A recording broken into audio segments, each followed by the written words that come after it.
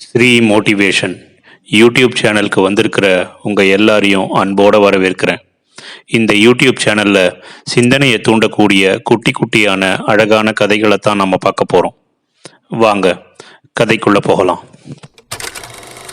இன்னைக்கு நம்ம பார்க்க போகிற குட்டி கதை இரக்கமும் கருணையும். ஜப்பானில் வாழ்ந்த ஜென் துறவி ஒருத்தர், அவரோட பேர் ஷிஸ்ரி கோஜூன், தன்னோட ஆசிரமத்தோட தாழ்வாரத்தில் அமர்ந்து புத்தரை பற்றிய கதைகளை படித்து அப்படியே ஆழ்ந்தும் போயிருந்தார். திடீரென்று ஒரு சத்தம். ஷிஸ்ரி அவர்கள் நிமிர்ந்து பார்த்தாரு.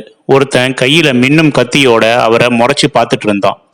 நீ யாருப்பா, உனக்கு என்ன வேணும் அப்படின்னு ஷிஸ்ரி கேட்டாரு. நானா, இன்னுமா உனக்கு புரியல? உன் வீட்டில் திருட வந்திருக்கேன். உன்கிட்ட இருக்கிற பணம் எல்லாத்தையும் கொடு, இல்லைன்னா என்ன நடக்கும் தெரியுமா அப்படின்னு சொன்னான் திருடன். ஷிஸ்ரி சொன்னாரு, சரி சரி, உனக்கு பணம் தானே வேணும், என்னை தொந்தரவு செய்யாத, நீ போய் எடுத்துக்கோ, அதோ அந்த மேசை இழுப்பறையில் சிறிது பணம் வச்சிருக்கேன் அப்படின்னு சொன்னாரு அந்த ஷிஸ்ரி. மீண்டும் புத்த ஜாதக கதைகளை அவர் படிக்கிறதுல ஆழ்ந்தும் போனாரு. திருடன் அசந்து போனான்.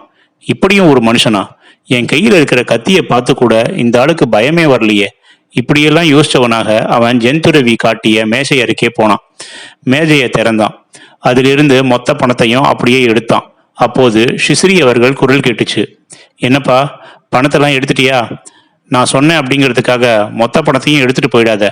நாளைக்கு நான் செலுத்த வேண்டிய வரி பாக்கி கொஞ்சம் இருக்கு, அதுக்காக கொஞ்சம் பணத்தை மட்டும் எனக்காக வச்சிரு, என்ன சரியா அப்படின்னு சொன்னாரு.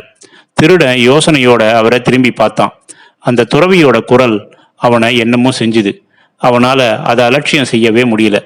எடுத்த மொத்த தொகையில இருந்து கொஞ்சம் பணத்தை எடுத்து மேஜை மேல வச்சுட்டு கிளம்பி போனான். அவன் வாசல் கதவை அடைஞ்ச போது ஷிஸ்ரி அவர்கள் குரல் திரும்பவும் அவனை தடுத்தது. ஏன்பா வந்த, என் பணத்தை எடுத்த, ஒரு நன்றி கூட சொல்லாம போறியே, இது உனக்கே சரியாப்படுதா அப்படின்னு சொன்னாரு. திருடன் அசந்து போனான். இவ்வளவு துணிவுடன் தன்னிடம் பேசும் ஒரு மனிதரை அவன் வாழ்நாள்ல பார்த்ததே இல்லை. அவன் ஷிஸ்ரி அவர்கள் அருகே வந்தான். எனக்கு பணம் கொடுத்ததுக்கு ரொம்ப நன்றி ஐயா அப்படின்னு சொல்லி அங்கேருந்து வெளியேறினான். ஷிஸ்ரி அவர்கள் மறுபடியும் வாசிப்பதில் ஆழ்ந்து போனார். அந்த திருடன் வெகு நாட்களாக உள்ளூர் காவலர்களால் தேடப்பட்டு வந்தவன். ஷிஸ்ரி அவர்களின் ஆசிரமத்தில் அவன் கைவரிசை காட்டிய செய்தி வெளியே பரவிச்சு. காவலர்கள் தங்கள் தேடுதல் வேட்டையை தீவிரப்படுத்தினாங்க. ஒரு நாள் அவன் மாட்டிக்கிட்டான். விசாரணை நடந்தது. ஷிஸ்ரி அவர்கள் ஆசிரமத்தில் திடீர்தற்கு சாட்சி சொல்லும்படி அவருக்கு அழைப்பும் வந்தது. அவரும் அரண்மனைக்கு வந்தாரு. அவர்கிட்ட விசாரிச்சாங்க. இவன் என்கிட்ட எதையுமே திருடவே இல்லையே, சிறிது பணத்தை மட்டும் பெற்றுக்கொண்டான், அதற்கு நன்றி கூட சொல்லிட்டு தானே போனான் அப்படின்னு சொன்னாரு ஷிஸ்ரி கோஜூன்.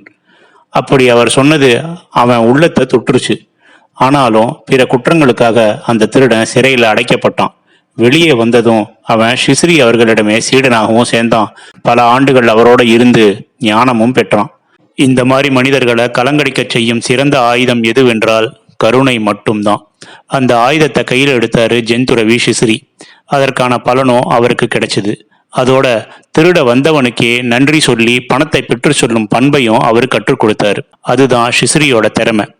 எப்பேற்பட்ட கல்நெஞ்சக்காரர்களையும் கரைய வைக்கும் சக்தி இரக்கத்துக்கும் கருணைக்கும் உண்டு. ஜென் தத்துவம் காலம் காலமாக வலியுறுத்துவது இந்த குணங்களைத்தான்.